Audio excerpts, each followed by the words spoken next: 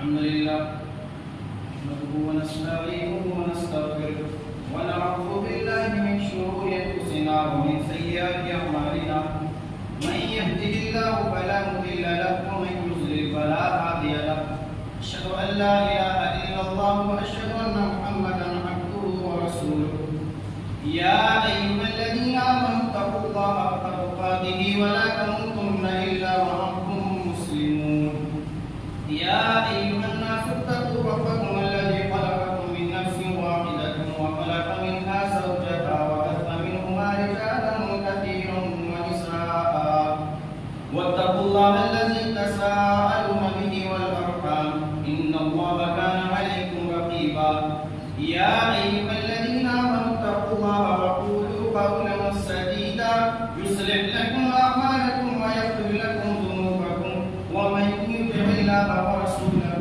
فقد فاز فوزا عظيما أما بعد فإن خير الحديث كتاب الله وخير الهدي هدي محمد صلى الله عليه وسلم وشر الأمور محدثاتها وكل محدثة بدعة وكل بدعة ضلالة وكل ضلالة في النار أعوذ بالله من الشيطان الرجيم يوم نقول لجهنم هل امتلأت وتقول هل من مزيد وأزلفت الجنة للمتقين غير بعيد هذا ما توعدون لكل أواب حفيظ من خشي الرحمن بالغيب وجاء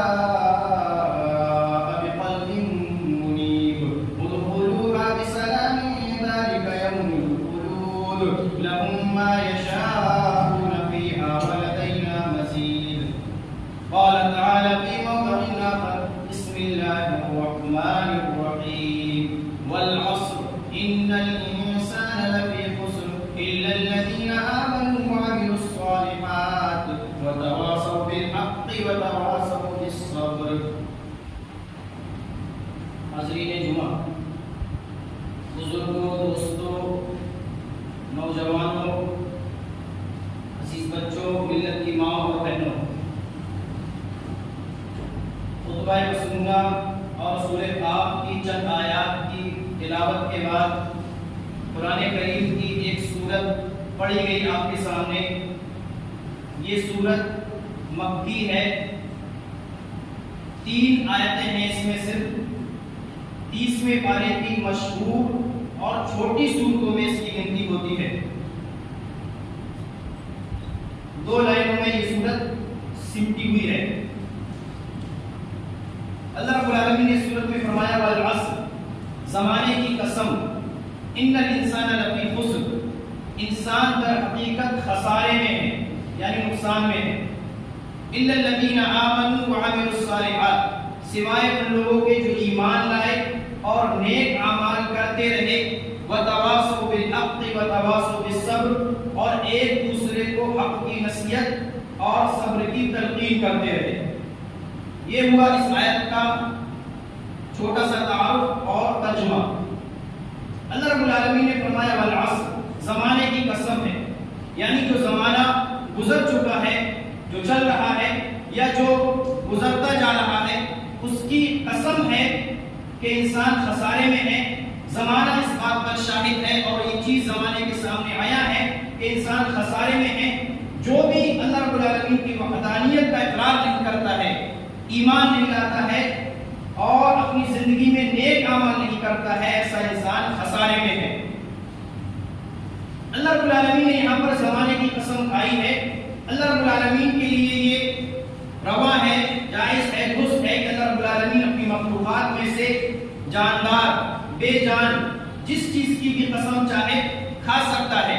چنانچہ اس کی بہت ساری مثالیں میں قرآن حدیث میں مل جائیں گی.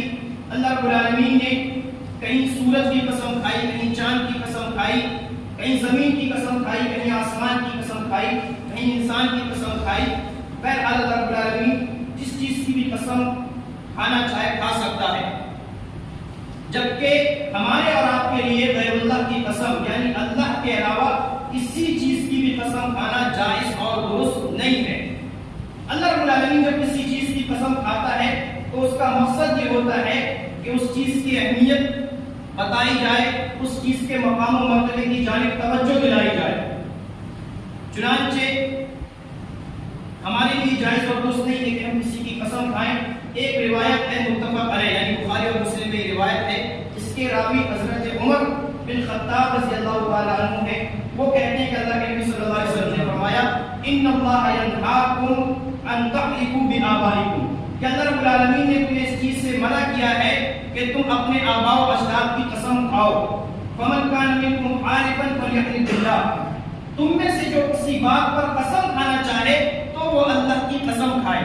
اور یہاں پر یہ نقطہ بھی واضح ہونا چاہیے کہ زیادہ قسمیں کھانے سے بھی بچنا چاہیے۔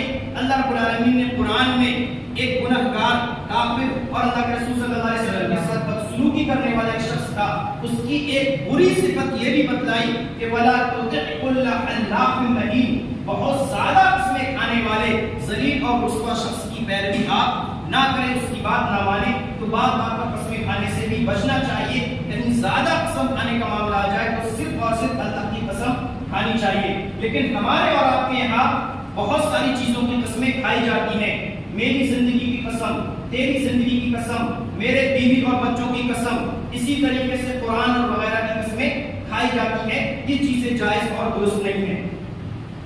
غیر اللہ کی قسم کھانا کفریہ اور شرکی عمل ہے، اس سے ہمیں اور آپ کو بچنا چاہیے۔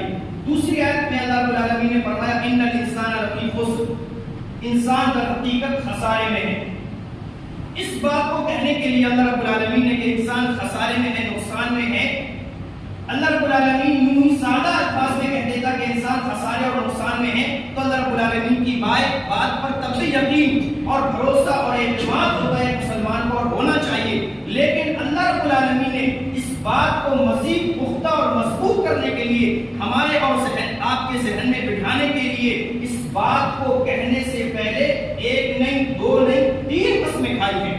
والعصر، زمانے کی قسم، عربی پڑھنے اور جاننے والے جانتے ہیں کہ والعصر واو بھی قسم کے لیے آتا ہے، تو ایک تو واو قسمیہ، واو کے ذریعے زمانے کی قسم کھائی گئی، اسی طریقے سے انہ کے ذریعے تاکید آئی گئی کہ یقیناً، جیسا کہ ہم اردو میں کہتے ہیں کہ اس بات میں کوئی شک نہیں، اور ایک آدمی کہے کہ بے شک اس بات میں کوئی شک نہیں، تو اس میں تھوڑی سی تاکید ہوتی ہے، تو انہ کا لفظ لایا گیا بے شک اور یقیناً کے لیے۔ اسی طریقے سے لفی خسر، فی خسر نہیں کہا گیا کہ انسان نقصان میں ہے، بلکہ زمانے کی قسم یقیناً انسان نقصان ہی میں ہے، انسان کا مطلب یہ ہوا۔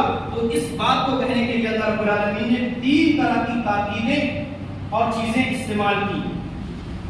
انسان کا نقصان اور خسارہ کیا ہے؟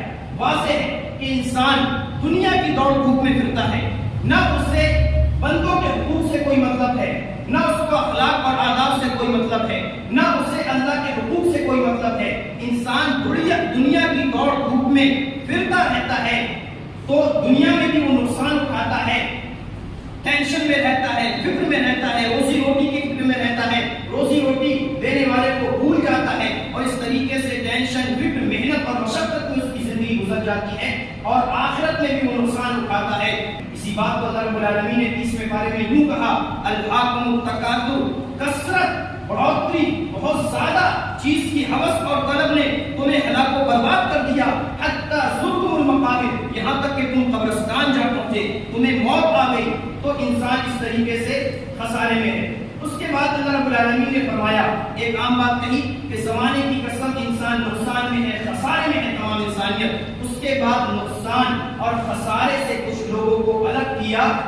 یہ باتیں غور سے سننے کے لائق ہیں۔ ان الذین آمنوا، سوائے وہ لوگ جو ایمان لائے، یعنی نقصان سے بچنے والوں کی پہلی صفت یہ بتائی کہ سوائے وہ لوگ جو ایمان لائے۔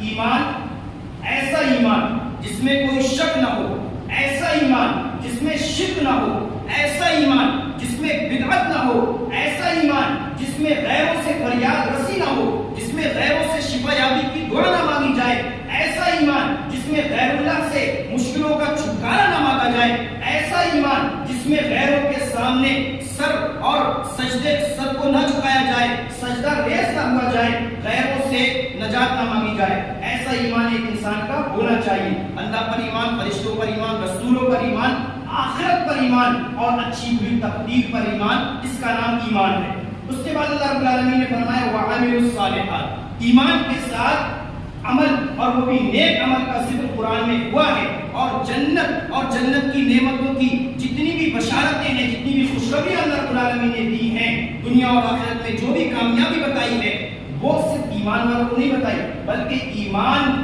والوں کے ساتھ عمل صالح کرنے والوں کو بتائی گئی، اور ان کے لیے کہا گیا تو الا الذین آمنوا وعملوا الصالحات، سوائے وہ لوگ نقصان سے دور ہیں، بچے ہوئے ہیں، جو ایمان لائے اور جو نیک اعمال کرتے رہے، نیک اعمال کرتے رہے۔ اب نیک عمل بہت سارے لوگ کرتے ہیں، قرآن میں ہے کہ بہت سارے لوگ عمل کرتے ہیں اور وہ یہ سمجھتے ہیں کہ ہم اچھا کر رہے ہیں، جبکہ وہ اچھا نہیں کر رہے ہیں، کیونکہ نیک کام کی اور نیک عمل کی بھی کچھ شرطیں ہیں۔ 2 شرطیں بنیادی طور پر ہمارے اور آپ کے لیے۔ پہلی شرط خلوص ہو، للہیت ہو، جو بھی کام ہم کریں وہ اللہ کے لیے کریں، چاہے اس کا تعلق مسجد سے ہو، مدرسے سے ہو، اس کا تعلق ذمہ داری سے ہو، اس کا تعلق کسی بھی شعبے سے ہو، اللہ کے بندوں کے حقوق سے ہو یا اللہ کے حقوق سے ہو، اخلاق سے ہو، آداب سے ہو، عقائد سے ہو، ان میں خلوص اور للہیت ہونا چاہیے۔ مسلم شریف کی روایت ابو ہریرہ حدیث کے راوی ہیں، اللہ کے رسول صلی اللہ علیہ وسلم فرماتے ہیں انا اغنی الشرکاء عن الشرک، کہ میں شرکا میں، شریک کرنے والوں میں سب سے زیادہ شرک کرنے والے سے بے نیاز ہوں، میرا شرک کرنے والے سے کوئی واسطہ نہیں۔ اور سنیں من عمل عملا اشرک فیہ معی غیری، اور اللہ کے رسول صلی اللہ علیہ وسلم کہتے ہیں کہ اللہ رب العالمین کہتا ہے، حدیث قدسی ہے کہ جس نے کوئی ایسا کام کیا، کوئی بھی ایسا کام کیا، وہ کتنا ہی اچھا کام کیوں نہ ہو، اس میں غیر اللہ کو شریک کر لیا، صرف غیر اللہ کے لیے نہیں بلکہ غیر اللہ کو شریک کر لیا، کچھ مرضی انسان کی بھی ہو گئی، دوسروں کو خوش کرنے کی بھی ہو گئی، دوسروں کو دکھانے کی بھی ہو گئی، تو اللہ کے رسول صلی اللہ علیہ وسلم نے فرمایا ترکتہ وشرکہ، ایسے شخص کو اور ایسے شخص کے شرک اور کام کو میں چھوڑ دیتا ہوں، اس کی کوئی پرواہ نہیں ہے، اس سے میں بے نیاز ہوں۔ اسی طریقے سے ایک تو چیز یہ ہوئی کہ ایمان اور نیک کام میں خلوص اور للہیت ہو، اللہ کی مرضی شامل ہے، اللہ کی رضا جوئی ہو۔ دوسری چیز اتباع ہو۔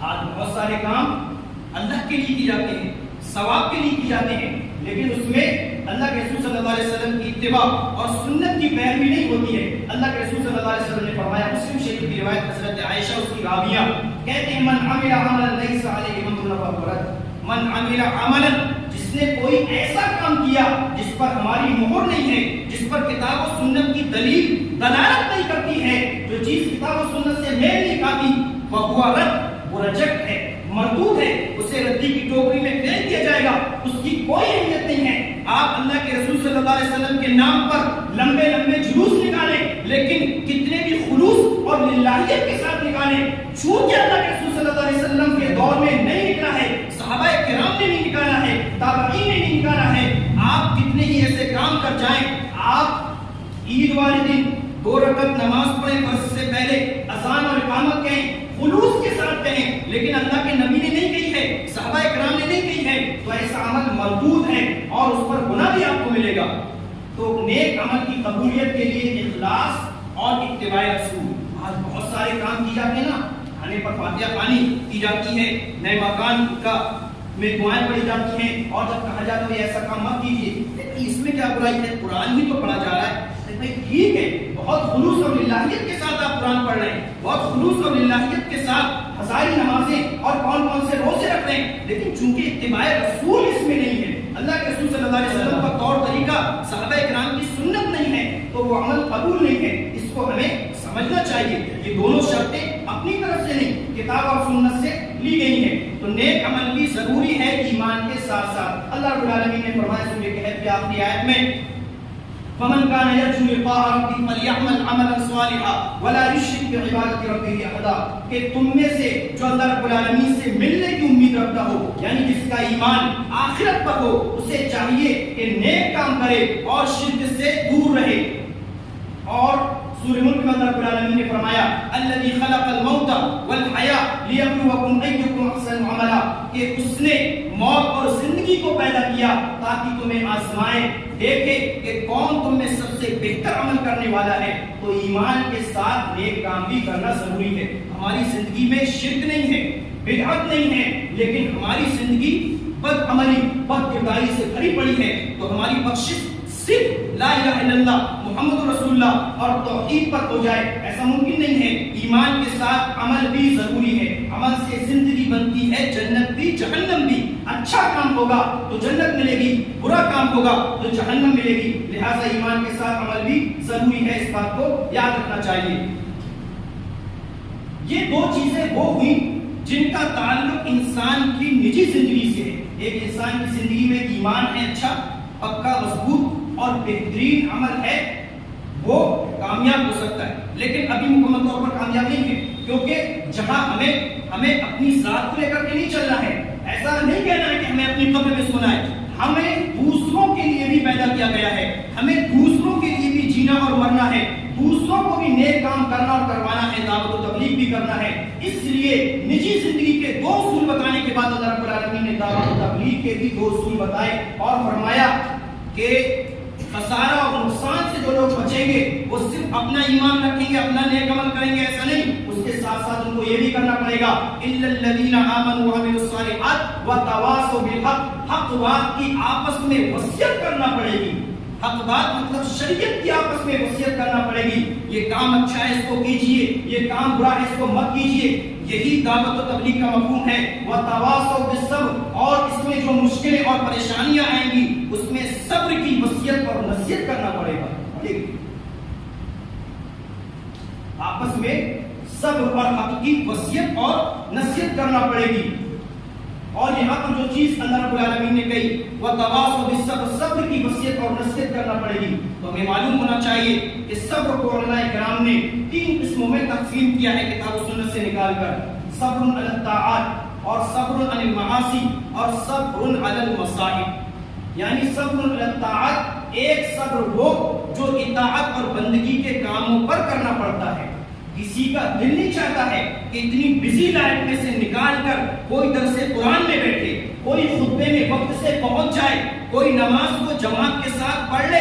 آپس میں وصیت اور نصیحت کرنا ہے اپنے بیوی بچوں کو, ملنے جلنے والوں کو, ارے بھائی تھوڑا ٹائم نکال کر کے نماز پڑھیے, تھوڑا ٹائم نکال کر کے درس میں شریک ہوئیے, خطبے میں ٹائم سے آئیے. اس بات کی وصیت اور نصیحت کرنے پڑے گی. اسی طریقے سے صبر علی المعاصی, معاصی سے صبر. معاصی سے صبر کیا ہے؟ انسان سود کی طرف بھاگ رہا ہے, اسے فائدہ زیادہ دکھ رہا ہے, انسان رشوت سے اپنا کام کرا رہا ہے, انسان شراب کی طرف بھاگ رہا ہے, اس میں اس کو لطف آ رہا ہے, مزہ آ رہا ہے, انجوائے آ رہا ہے, تو اس کی بھی نصیحت کرنا پڑے گی کہ بھائی تھوڑا مضبوط ہو کر کے ان چیزوں سے رکیے, دل کو مطمئن کیجئے. اسی طریقے سے مصائب پر صبر. انسان کو کوئی مشکل پہنچ جائے, کوئی جانی نقصان, مالی نقصان, آسمانی نقصان, زمینی نقصان, اولاد اور بیوی بچوں کا نقصان, اس بات کو لے کر کے ٹینشن میں بہت زیادہ نہیں رہنا ہے, صبر کرنا ہے اور یہ سوچنا ہے کہ جو قسمت میں تھا وہ ہوا, جو تقدیر میں لکھا ہوتا ہے وہ ہوتا ہے, تو اس پہ ہمیں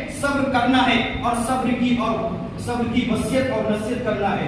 ہم اور آپ سوچیں کہ ایک انسان معاشرے میں جب اس طور پر زندگی گزارے گا کہ اس کا ایمان مضبوط ہوگا, اس کے ہاں نیک اعمال ہوں گے, اس کی زندگی صبری ہوئی ہوگی, اور اس کے بعد وہ حق اور شریعت کی وصیت دوسروں کو بھی کرے گا, دوسروں سے بھی اچھے کام کرائے گا, اور اس پر جو مشکلیں اور پریشانیاں آئیں گی ایک دوسرے کو صبر کی تلقین کی جائے گی, نصیحت کی جائے گی, تو سمجھ لیجیے کہ ایک انسانی زندگی بلکہ ایک معاشرہ اور سماج کتنا پاکیزہ ہوگا, کتنا خوشگوار ہوگا, کتنا نیک ہوگا, کتنا اچھا دینی اسلامی اور پیارا ماحول ہوگا. تو اس صورت کو سمجھنے کی ضرورت ہے. ایک بات اور یہاں پر نقطے کی ہے کہ جو اللہ رب العالمین نے کہی کہ وتواصوا بالحق, آپس میں حق بات کی وصیت اور نصیحت بھی کرتے رہنا ہے. تو حق بات سے میں نے بتایا یعنی شریعت کی وصیت اور نصیحت کرنا ہے, شرعی چیزوں کی. تو شریعت میں صبر آ گیا, شریعت میں شکر آ گیا, شریعت میں ساری چیزوں کے ساتھ ساتھ صبر بھی آ گیا, لیکن صبر کی اہمیت اور فضیلت اور اس کی ضرورت کے پیش نظر صبر کو الگ سے اسپیشلی طور پر اللہ رب العالمین نے آخری آیت میں ذکر کیا کہ وتواصوا بالصبر, اور صبر کا بھی خیال رکھنا تمام چیزوں کے ساتھ ساتھ. تو صبر کی یہ اہمیت ہے, اسی لیے اللہ رب العالمین نے فرمایا تھا انما یوفى الصابرون اجرهم بغیر حساب. صبر کرنے والوں کو بلا حساب و کتاب کا اجر دیا جائے گا. صبر کرنے والوں کو کتنا کچھ اللہ رب العالمین دنیا میں دے، آخرت میں دے، اس کا تصور اور اس کا اندازہ ہمیں اور آپ کو نہیں ہوگا. تو امام شافعی نے اس سورت کے بارے میں لکھا ہے کہ لو لم ينزل اللہ علی عبادہ حجۃ الا هذه السورۃ لکفتہم، کہ اگر اللہ رب العالمین بطور دلیل، حجت اور نصیحت کے اس سورت کے علاوہ قرآن کی کوئی اور سورت نازل نہ کرتا تو یہ سورت کافی ہوتی، احکام اور مسائل کے لیے نہیں. کیونکہ اس میں آپ نے سمجھا اس سورت میں کوئی حکم نہیں ہے، کوئی مسئلے کی بات نہیں ہے. اس سورت میں نصیحت کی بات ہے، ایمان کی بات ہے، نیک عمل کی بات ہے. تو نصیحت کے طور پر یہ سورت کافی ہوتی. لہٰذا ہمیں اور آپ کو قرآن مجید کی تلاوت کے ساتھ ساتھ ترجمے سے پڑھنا چاہیے. ہمیں قرآن میں غور و فکر کرنا چاہیے. لیکن ہماری مشکل اور پریشانی یہ ہے کہ ہم میں سے اکثر لوگوں کی تعداد مسلمانوں میں ایسی ہے جو قرآن کریم کو پڑھنا نہیں جانتی. بہت سارے لوگ قرآن مجید کو پڑھتے ہیں لیکن اس کو صحیح انداز سے پڑھنا اور سیکھنا نہیں جاننا چاہتے. بہت سارے لوگ قرآن کریم کو پڑھتے ہیں لیکن ان کے ہاں وہ پابندی نہیں، یا ان کے ہاں تلاوت، ترجمہ اور تفسیر کی پابندی نہیں. تو یہ چیزیں بھی ضروری ہیں. وَلَقَدْ يَسَّرْنَا الْقُرْآنَ لِلذِّكْرِ فَهَلْ مِن مُدَّكِرٍ، ہم نے قرآن کریم کو آسان کیا ہے نصیحت کے لیے. ہے کوئی نصیحت حاصل کرنے والا؟ اس بات پر اللہ رب العالمین نے ایک ہی سورت میں بار بار 4 بار ذکر کیا کہ قرآن کریم کو نصیحت کے لیے آسان کیا. نصیحت کرنا چاہیے، پڑھنا چاہیے، سمجھنا چاہیے کیا کیا کچھ اللہ رب العالمین نے بیان کیا ہے. ایک انسان قرآن کریم کی تلاوت کرے گا، اس کو ترجمے اور تفسیر کے ساتھ پڑھے گا، جانے گا تو اسے معلوم ہوگا ایمان کس چیز کا نام ہے، نیک عمل کسے کہتے ہیں، شرک کیا ہے، بدعت کیا ہے، ہمارا عقیدہ کیسا ہونا چاہیے، اللہ پر توکل اور بھروسہ کیا ہونا چاہیے، والدین کے حقوق کیا ہیں، اللہ کے حقوق کیا ہیں، بولنے کا، چلنے کا، سونے کا، جاگنے کا ادب طور طریقہ کیا ہے. یہ ساری چیزیں ہمیں پتہ چلے گی. اسی طریقے سے ایک چیز اور جو قابل ذکر ہے اور جس کے ذریعے ہمیں دھوکے میں مبتلا کیا جاتا ہے، چونکہ ہمارے یہاں اکثریت، ہمارے یہاں سے مراد دنیا میں اکثریت ایسے لوگوں کی ہے جو اللہ پر ایمان رکھتے ہوئے شرک کرتی ہے، صحیح ایمان ان کے یہاں نہیں ہے. تو انہیں کسی واقعے اور کسی چیز کی اہمیت کے پیش نظر فضیلت معلوم ہونے لگتی ہے، وہ اپنے طور پر فضیلت کرنے لگتے ہیں. اس سورت کی بڑی اہمیت، اس کے الفاظ اور معانی میں بڑی اہمیت ہے، بڑا کم ہے.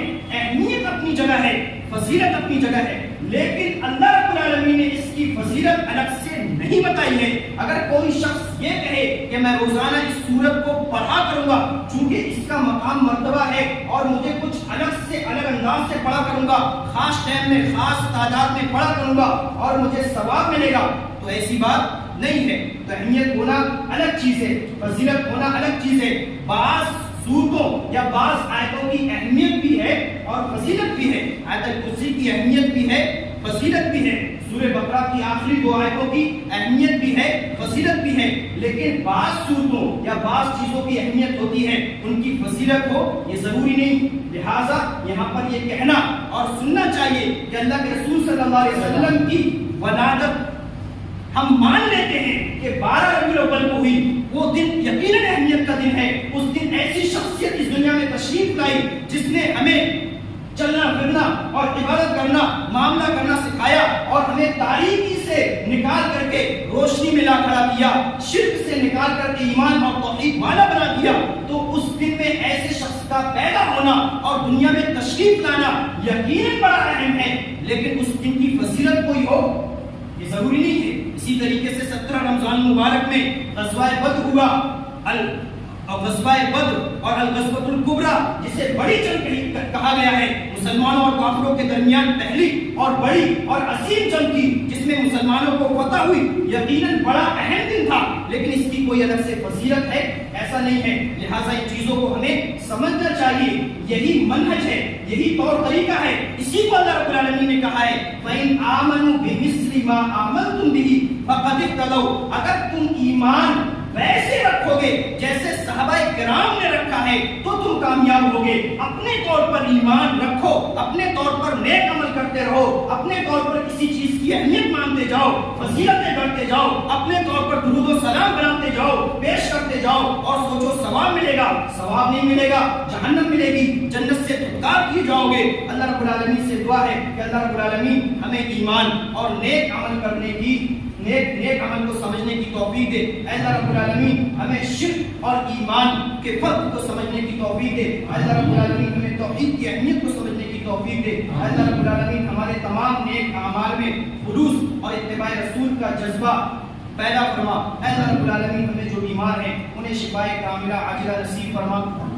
तमाम मुसलमानों को सेहत और आफियत के साथ रख। वमा अलैना